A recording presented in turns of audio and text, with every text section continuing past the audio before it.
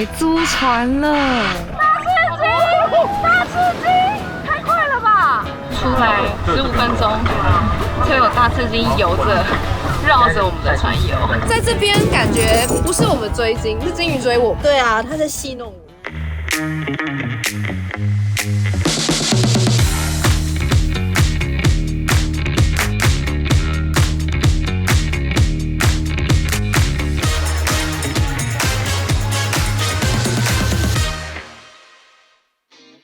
嗨，大家好，我是 Celine。我的世界各地潜水之旅这一站来到了西澳的宁格鲁国家公园。大家可能比较少听过这个地方，但我今年来澳洲潜水的时候呢，其实遇到一些当地朋友，他们其实跟我说，西澳这边的宁格鲁是比大堡礁的生态还要再更丰富的。另外一个原因，来，理查，你告诉大家，你上次来宁格鲁的时候看到了些什么？看到海龟、才不是嘞！豹纹鲨、manta、大赤鲸、金鲨。那时候我们才刚去完东家吧，然后这个人跟我说，这里的大赤鲸比东家还多。我们就是不相信，想说啊，不然来看看。没错，我们大现在就出现在这边了。在哪里？在看到了，在那边。看，马上能看到吗？还在跳，他们还在跳。这个地方真的很夸张。然后我刚还没有讲完，就是这一次还有一点比较特别的是呢，我们这次其实一行人是自己租了一艘船。我们这团8个人有4个人会开船，所以我们就想说这次可以走一个比较 chill 的路线，就不会有任何的时间限制。好的，那如果你跟我一样好奇西澳到底有没有比大堡礁漂亮的话，就跟我一起度过这个在澳洲的7天吧。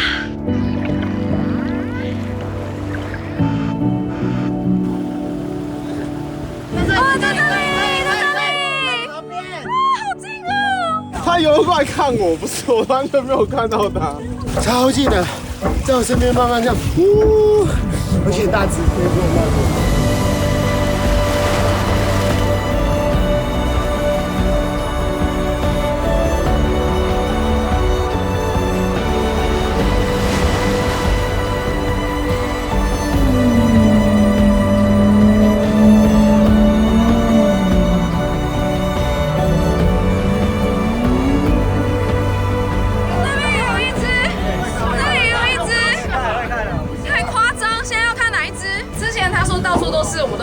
我跟他说围在他身边，他不相信我。我真的不相信。澳洲当地人周末拉着自己的船出海，这真的是梦想中的生活。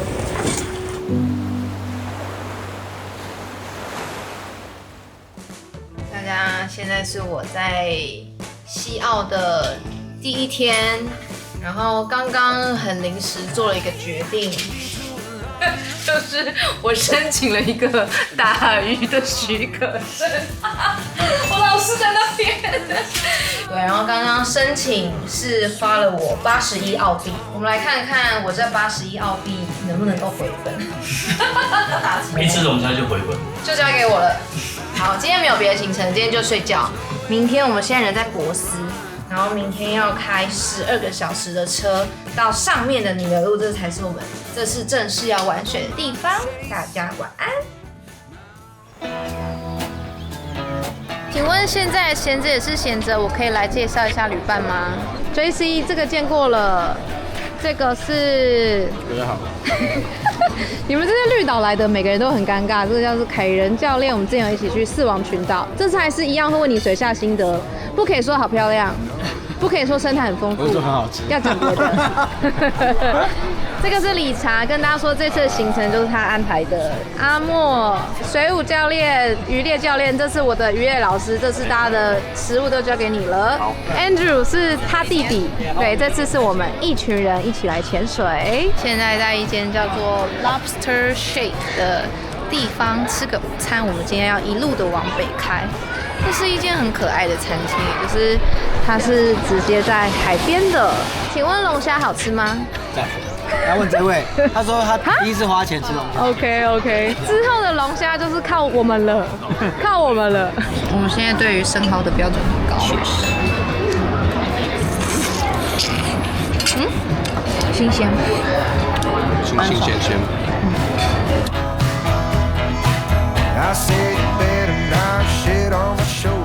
我们看这这间潜水用品店有多大？这么大，走得出去吗？这边全都是渔猎区，然后下面全都是防寒衣。大家如果有些东西不想带来，懒得带的话，也可以在这边安排一个早上逛一波。加油出生，重新再出生一次。为什么要穿防寒衣是这样？快哭了！可是这只有你穿得下吧？花了400澳币，面镜、防水袋、有 Menta 的帽子、防寒衣跟一件渔猎专用的防寒衣5米，这个只要1000块。好的，大家终于要准备出发了。我们这次租的车呢，长得很像一个道路救援车，每天想要自己开船出海，所以就租了一台到时候可以拖着船的车，可以当一个真正的澳洲人。好，接下来呢，应该会速速的开车，因为我们今天要开12个小时的车。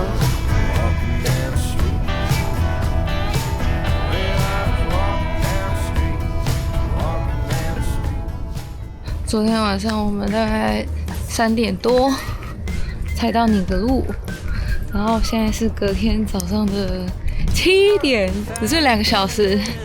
我们今天要来做一件很重要的事情，就是我们要来考船长证照。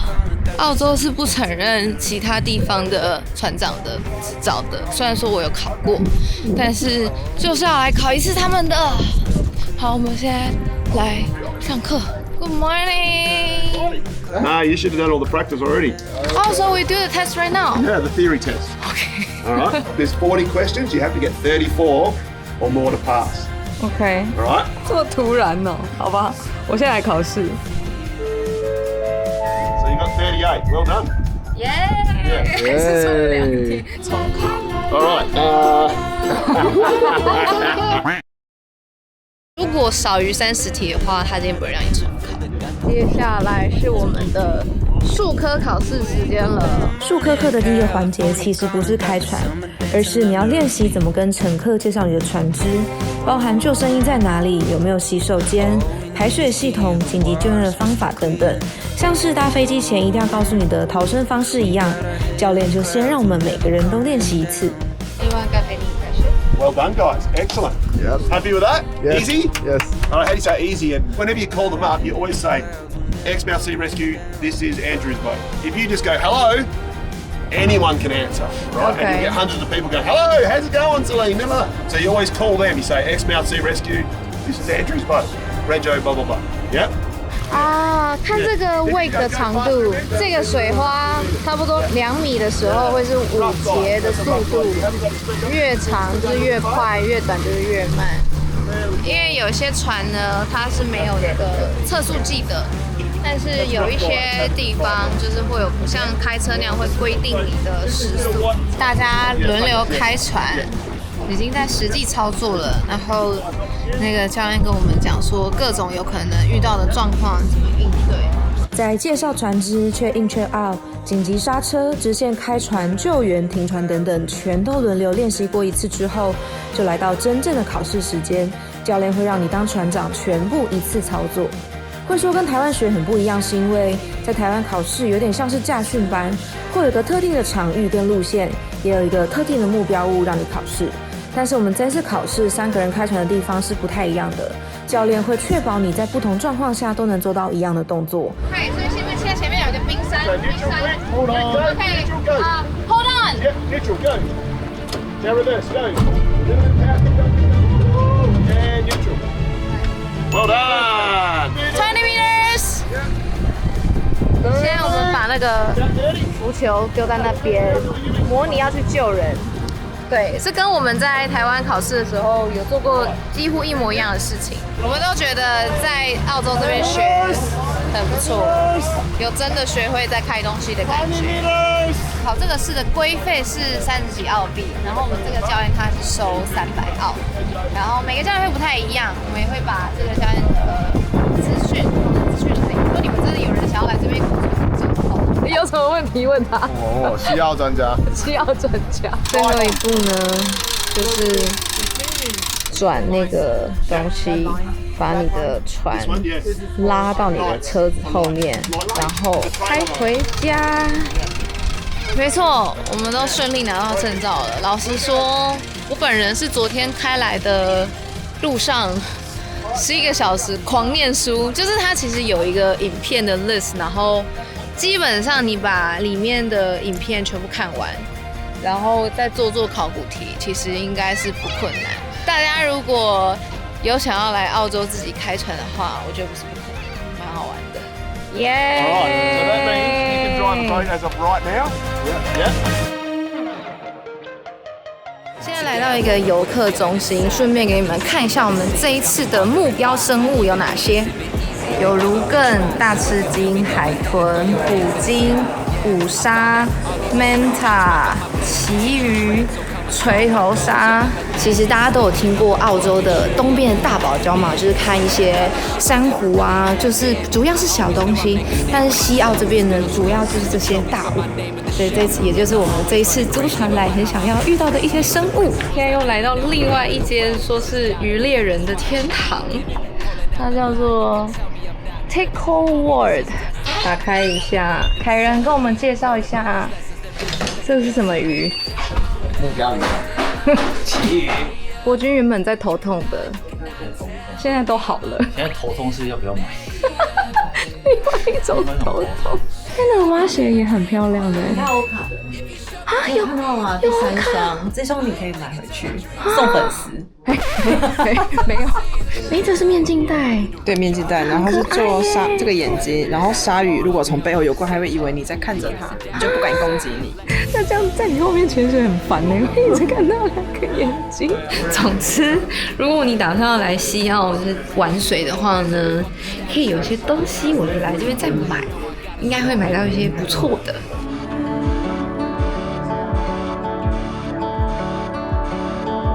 大家早安，现在是我们在尼格路的第2天早上。现在有一个很重大的事情，就是我们要来租船了。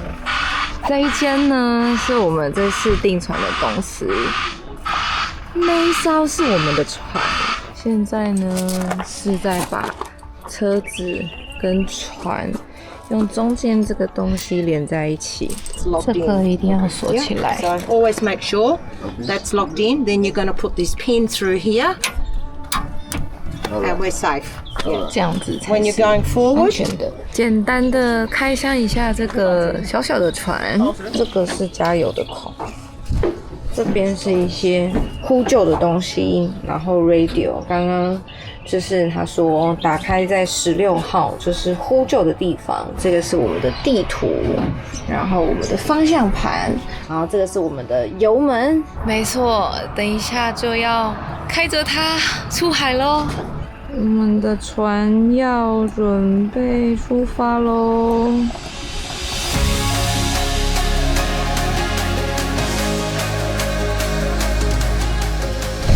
这个码头有1台、2台、3台、4台，加上我们的船要入水。先把船绑在岸边下水，车子上有好心人来帮忙 ，Thank you。哎呦，澳洲人好好哦。折腾了一番，现在终于成功了，我们要准备出海喽。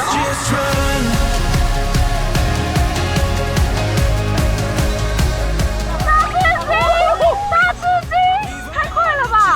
哇，这里超大超近。看我们现在才出来15分钟，就有大翅鲸游着。绕着我们的船游，所以我们其实甚至都还没有到我们主要开去的地方，因为我们住的这一区呢，其实要再往北开一点点，才会到 Ningaloo 真正的海洋的保育区。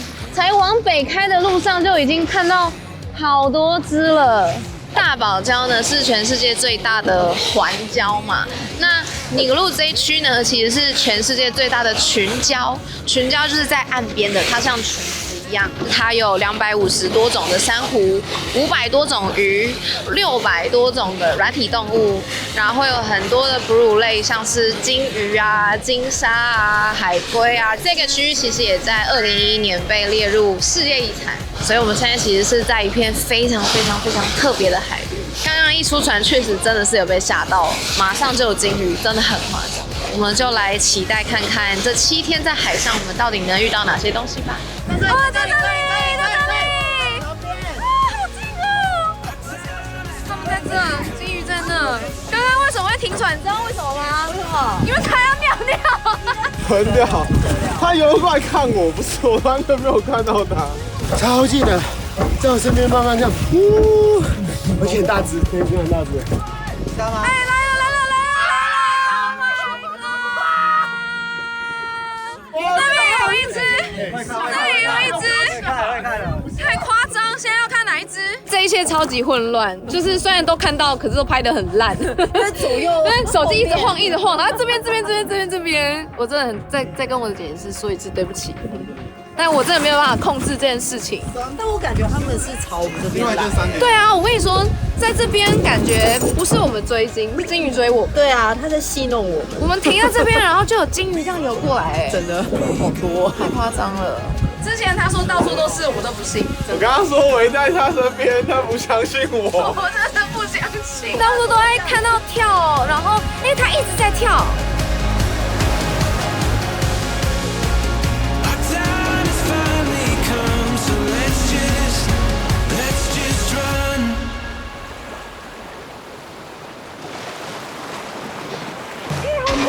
他只是翻肚肚的，然后在那边打水，疯掉！我们今天真的看过30集，超扯，就是看到我们就想说没关系，明天再下水也没关系。今天很奢侈了。今天我跟 Tina 都没有下去看鲸鱼，没有。今天还飞到了 Manta， 原本在找鲸鱼，然后看到黑黑的一个东西在飞，发现是 Manta。跟丢了之后又看到一只小海龟。我今天没有下水，但是空拍非常的满足。水下的画面我们等明天。现在要来帮我们的船加油，所以我原本一直以为就是在海上会有那种船的加油站，没有，这边的船就是跟车子一样，是用路上的加油站。哎，谢谢船长。对，这样很方便呢，就是加船的同时，然后也可以加车子，同一个地方。来开箱一下我们这一次住的地方，我们这次住了一个超级爆炸大的公寓，而且我现在只是开箱我们的2楼，我们有2层。对，这边有一个很巨大的客厅，然后厨房超大，又是男生在煮饭，女生又是坐在这，就是那个墨西哥既视感。对，我们当时也是这样子。谢谢大叔。房间的采光超级好，对不起，这个房间已经被男生弄得很乱了。然后这里面呢还有双洗手台，然后还有按摩浴缸。这个是主卧，然后楼下还有蛮多间房间，但我就不一一开箱了。Tina， 你不觉得很生气吗？怎么了？他们2个人干嘛用那个按摩浴缸？说我们情侣然后去泡你们的房间，你知道现在隔音很差吗？情侣泡按摩浴缸就没有真的只是而且泡澡完走出来还是他们的房间，然后就看到理查跟他弟坐在床上，然后在看着你，然后2个在包着浴巾走出来，还甜甜蜜蜜的牵着手。谁要在他们房间泡澡啊？我们2楼还有一个阳台区，这个是什么啊？我靠，这个是好像是烤肉炉哎。我们的阳台非常的大，然后后面就直接是沙丘，再后面就是海边了。对，虽然说这边已经看起来很不错了，但其实我们原本是预计要订到就是直接在海边的这种别墅，然后你的船可以直接停在你家门口，然后白天就开船出去。但是这次也是有一点太稳定，因为现在这个季节是西澳的冬天，然后其实是这一区的旺季。如果你们看了影片有想要来西澳旅行的话，可能建议要3个月前订，因为我们大概是2个月前就已经找不到那种就是直接在海边的住宿了。好帅哦，这个也好帅哦。我今天没包头。可以假装忙，穿那边装忙一下。哇，好帅哦！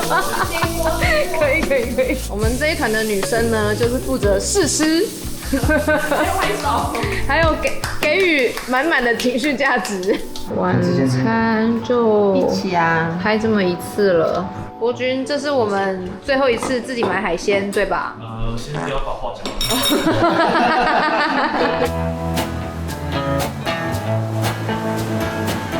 拍一个在西澳8月出海的穿搭建议，没错，全身防寒衣。然后呢，我这个上半身是前几天在那间潜水用品买的，5米鱼猎的。然后下身一定要穿长裤。我昨天呢，大家看到我有些画面是穿比基尼式的那些防寒衣，完全不行，完全不够，因为水温有20度。所以建议大家一定要带足够厚的防寒衣。我们今天就要正式的抵达尼格鲁 Coast World Heritage Area 了。我们昨天是从这里出，然后一路往上绕，但是其实真正的尼格鲁的国家公园是在这个角的西边。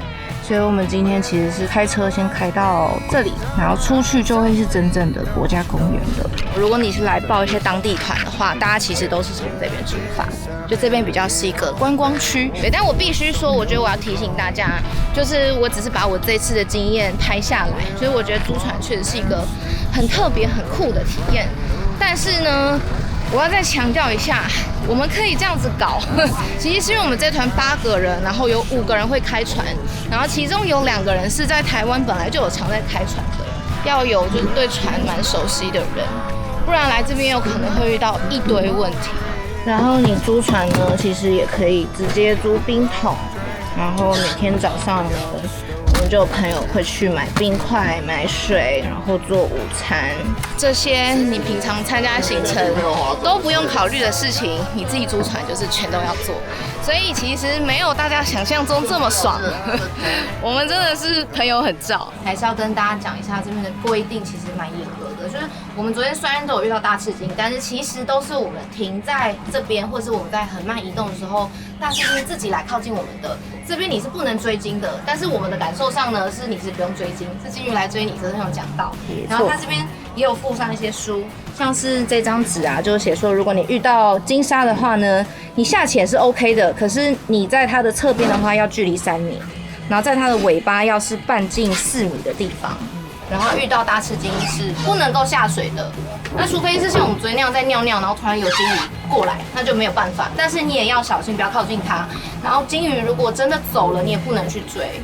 规范够清楚，其实大家就知道我要怎么遵守这个规定。那大家本来就想看鲸鱼嘛，那你如何去 follow 这规定，那大家才有办法维护。对，也是因为这样子，这边的鲸鱼都不怕人，他们会自己来靠近你，对，超级可爱。然后会在水面上待很久，不会说听到船声啊，就听到有人拍水就跑走，不会，他反而会很好奇。我觉得就像小琉球的海龟一样，哦对，就是小琉球的海龟不怕人，是因为大家都没有在追他们。而且像台湾的政府不是有规定说你不能去摸了罚30万吗？重罚就有差。我觉得这边也是，他们对于大吃鲸是真的非常的保护，所以我们也想要特别呼吁大家，如果你真的看了我们的影片，跑来这边看鲸鱼的话，一定要遵守当地的规定，不然台湾人的名声会臭掉。没错，因为我们租船的地方真的没什么亚洲人。对，以后就说不要租船给台湾人。哦，确实。但拜托大家要遵守这个规定哦。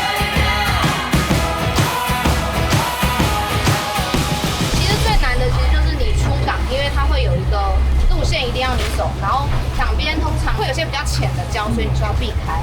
但是出来像我们在这样大海上，其实都算安全的，而且今天的海很平哎。之前我其实在台湾考过那个动力小姐的执照，我都不敢说我会开船。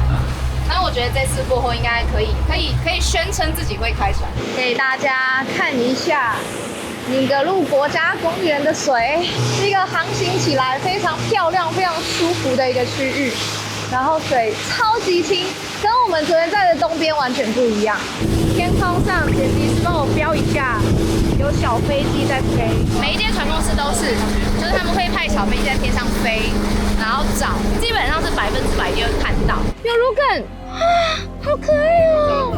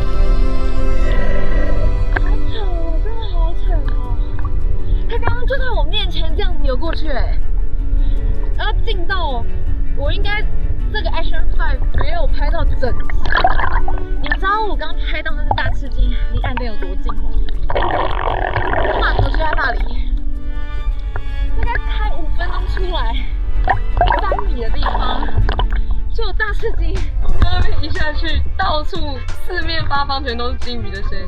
模仿一次，刚刚金鱼怎么叫？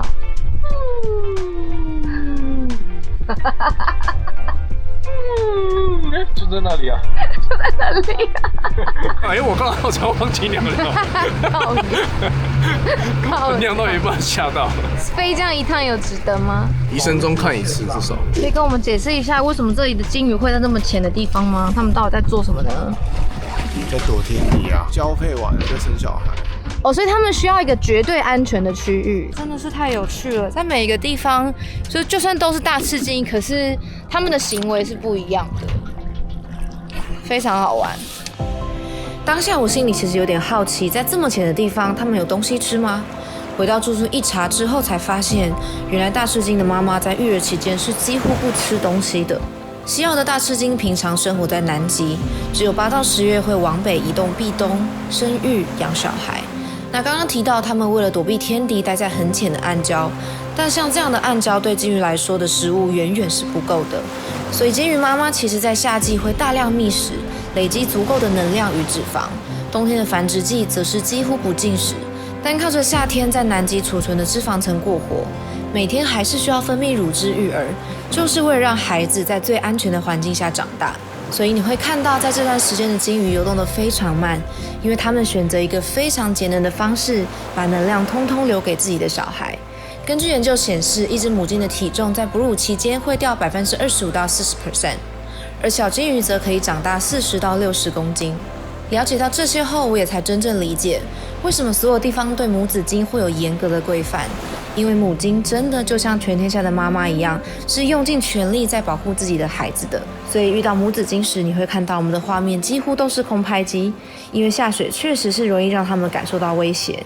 但光是用天空的视角看着小金鱼在妈妈的身边不断的跳跃，就是一件非常非常非常非常幸福的事情。我刚刚拍到一只大赤金，很漂亮，它的背是白色、黑色相间的。之前看到的都是背后都是黑的，但是它有一半是白的。大家会看到我们的影片里面，确实是有一些大赤金的水下画面，真的是我们碰巧遇到的。现在是大家只是下去玩水，然后金鱼就这样经过，然后我的空拍机就会一直找到，一直找到，一直找到，就是一直在说我们是来西澳追金的吗？不是，他一直说不是。我们是来玩水，看会不会遇到大赤金的，然后我们一直觉得不可能，证明一下。我们大家人就是投在那里。Jessie， 你的后面有大赤金，那里有大赤金，那里右边。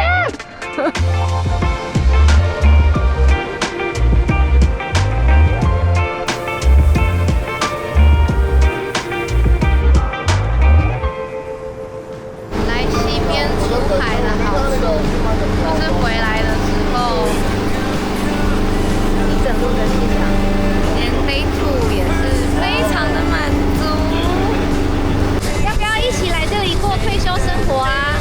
移民澳洲，我觉得需要哎。要走，大家集资买房子了。我觉得所有喜欢潜水的人，退休都应该要来这边。台车跟一艘船啊，没错，一艘船不用50万，不用50万，是吗？不用50万，最便宜30万就可以了。我们刚刚一整路是这样子看夕阳哦，然后大司机在那边跳哦，粉红色、紫色的天空，太扯了。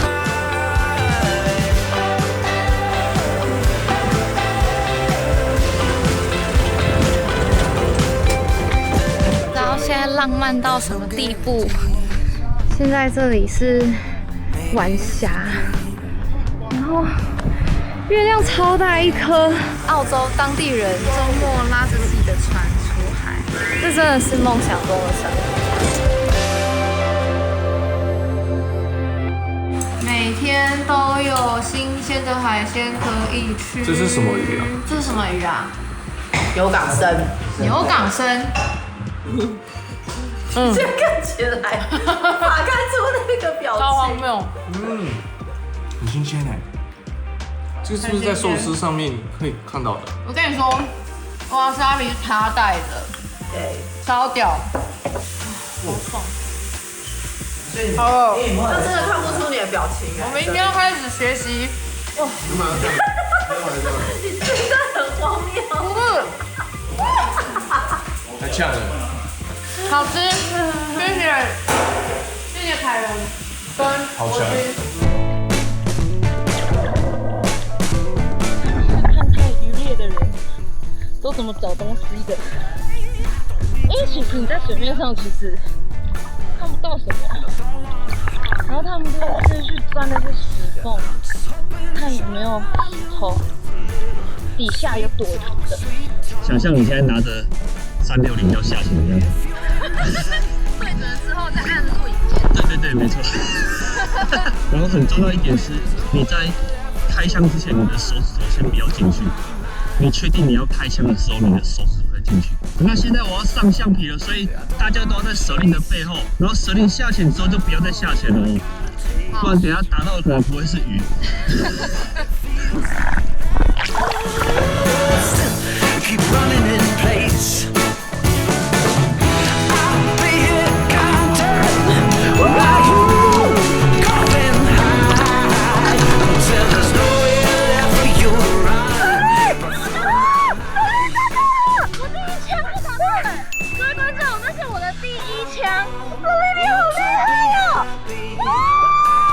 他其实离我蛮近的，他蛮糗的，他好像没有发现他要死，因为你公升蛮安静的。对，这很重要。慢慢的沉下去。舍利尼亲手打的晚餐，哇，超大的，超大的。因为在这边鱼类其实你也不能拿去卖或什么，其实已经是大你需要吃的量。就像我们每天都有算，说 OK 差不多了，也吃不下了就不要再打了。没错。不然你就是会害他们白白的浪费他们的生命。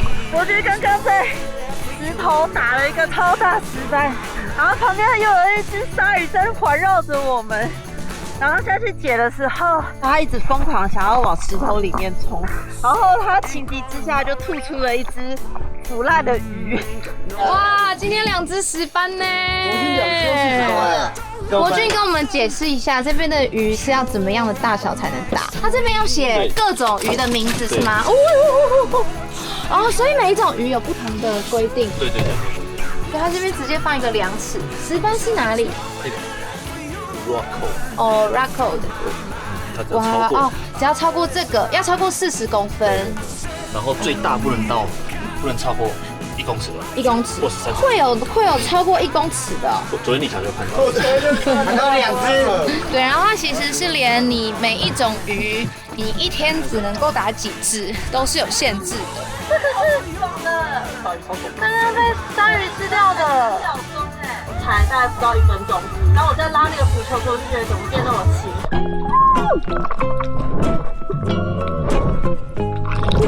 它被鲨鱼吃掉。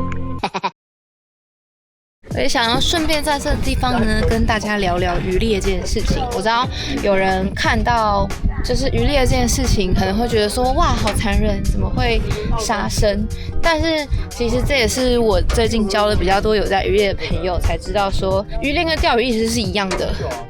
然后很多人会觉得很残忍，可是各位去什么海鲜餐厅啊，就你吃到的各种海鲜，其实都是大部分的鱼啊，都是用那种渔网去捕的。你就想嘛，如果渔夫把渔网丢下去，那一定就是不管大小、不管重量，就是全部捞上来，然后他们通常是到了岸上或到了码头再来分说什么东西好卖，什么东西可以丢掉。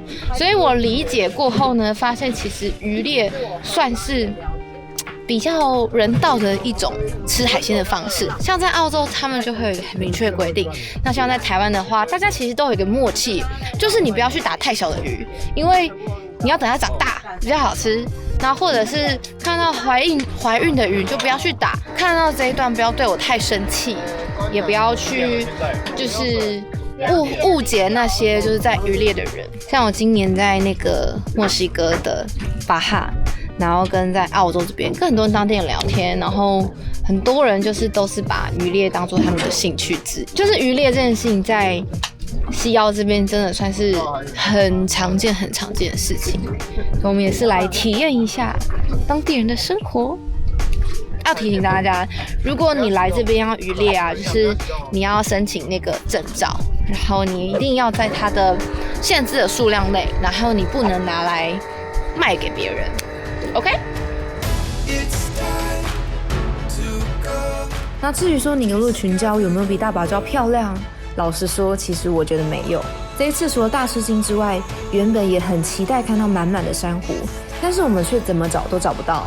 后来才跟当地人聊到，尼格路群礁在上一个夏天发生了前所未有的热浪，海水温度升高了整整4到5度，超过80%的珊瑚都抵挡不过这样子的高温。所以这一次我看到的珊瑚很多都死了，有部分是在之前大堡礁看过的荧光色，也是白化的浅沼。尤其水深比较浅的地方又升温得更严重，所以我没有办法比较跟大堡礁的不同，毕竟上一次是去水肺的。但唯一可以确认的是，大自然的美丽是不会永久存在的，它真的需要我们所有人一起守护。我真的希望不要再听到更多这样的故事了。其实除了第一天跟第二天就是租了船比较新奇之外呢，其实每天是重复差不多的生活啦。起床之后赶快出海，每天都会看到蛮多次的鲸跃，好几次下水是真的有遇到鲸鱼。但这里的水况必须老实说，我觉得跟东家比起来没有这么好。好几次下水我都觉得很浊，大家一定会问说东家或者是西澳哪个比较好，就是两个是不一样的事情。那鲸鱼的形态也不一样，价格也不一样，所以我有点难跟大家说哪里看大吃鲸比较好，所以只能把我的体验拍给你们，然后你们自己去评估。我们只要有去西边出海，那个夕阳真的是你会美哭的那一种，然后你会看到夕阳下大吃鲸在那边甩鲸尾，每天都过得我觉得很平凡也很不平凡，就是真的第一次体验到这样子的生活，真的会想要有机会可以在这边买一栋房子，买一艘船，不知道什么时候会实现。我这次体验下来也觉得，就是像我这样刚考到船长证照就来租一艘船，其实是不太可行的。我们这一团其实是因为博君他蛮有经验的，我觉得我们这一次才可以顺利的度过这整个租船的过程。再次提醒大家，如果你们同团的里面没有对船只很熟悉的朋友的话，还是不要做这么高风险的事情。像我们今天过来这个岛路上，其实浪很大，是博君是真的是技术很好，然后他知道要怎么样躲避这个风险，我觉得我们才安全到这边。但是大家也不用太伤心，因为其实大部分的游客来到西澳想要看鲸鱼呢，是有行程可以参加的，只是说它比较贵，一天是400-500澳，是将近1万块台币。然后就会有船带你去看鲸鱼，然后会帮你拍照等等的。然后我决定明天来帮大家去开箱一下这个将近1万块一天的观鲸行程到底值不值得去呢？所以明天呢，我会暂时跟我的朋友们分开一下，去参加一下这边一般游客参加的 day tour， 到时候再跟大家分享值不值得。那我们就明天见喽。原本想说西澳影片是简单记录，一集应该可以结束吧。没想到莫名其妙又快40分钟了，但西澳我还有很多内容想跟你们分享。下集我会去参加当地的浮潜 tour， 当地人会用飞机带你找鲸鱼，还会体验动力三角翼，亲自从空中的视角看尼格路群礁，最后再慢慢开回博斯小小的 road trip。是比起租船对大家来说更亲民的玩法。那最后就是你们都知道的，喜欢影片的话，记得帮我买个喜欢，把影片分享给你喜欢大海的朋友。记得要订阅不只是旅行，开启小铃铛，才不会错过我的世界各地潜水之旅哦。最后留言答应我，你们会回来看下集好吗？那我们就下支影片见喽。舍利无仆滑手回来，你看他其实滑超远，超远的。大家看到我推荐的东西都是真的能用的，好辛苦。哦，你说好辛苦，那你辛苦吗？流太强。各位知道现在水温多少吗？20度。我帮你拍一下我们同团的人穿什么，全身白，全身白，全身白，真实。可以。你在干嘛？